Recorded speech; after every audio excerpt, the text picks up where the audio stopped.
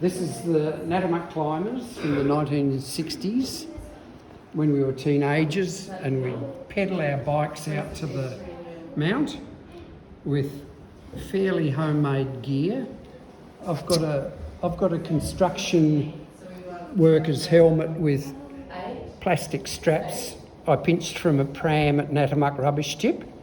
There's a couple of motorbike helmets, slings with nuts on and hammers, and we were ready to go.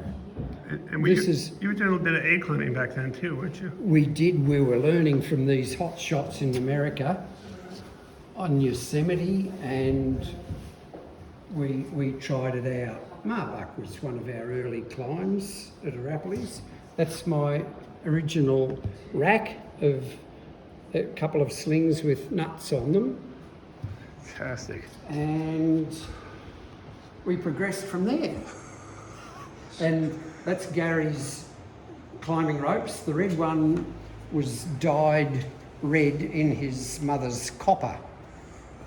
And she wasn't very happy with that because all the clothes turned out red after that. And what year is all that from? 1966 is when we started climbing with real ropes and things, but prior to that, before climbers came to Mount Arapiles, we'd pedal our bikes out there and explore the rock and pretend to be bush rangers and that sort of thing.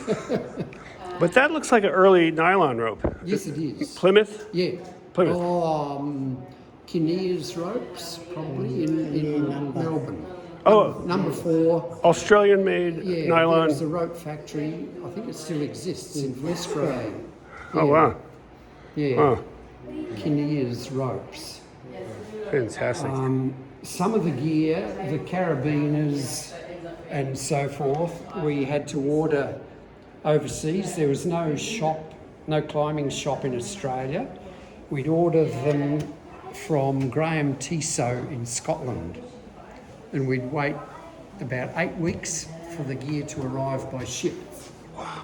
And it was very exciting. We learnt how to get a money order and send it over in pounds sterling and wait for this brown paper parcel to turn up with about 3 carabiners, a bit of rope, and perhaps a couple of pitons if we were lucky, and Yeah, you would have had some pitons too, I imagine. saved up our pocket money. Yeah. So you were using these nuts in '66, you think, or no? This would be a bit no, later. This would have been later. Yeah. This would have been later. But you would have had a few pitons back in '66 too, I imagine. No, we only had the slings and nuts to start off with. We I would see. have got pitons, down the track, but I couldn't say when. Well, Nadi, that's very interesting because basically, the clean revolution in the U.S. didn't really start until late in the '60s. So you were already following the British tradition of going all nuts. This picture was taken in May 1968, and we've got hammers and a few, I'm sure if we're carrying hammers, we would have been carrying pegs too. Yeah. So that's 1960s. Cool. 1968. Homemade, we had spliced slings, filed out nuts, motorbike gloves for belaying, and a homemade wire hammer holster. Number 2 rope for slings was 9p a foot from Scotland. 1-inch tape was 3 shillings a yard, and a steel carabiner from Germany was 12 shillings. There you go. Thanks, Donnie. What great history.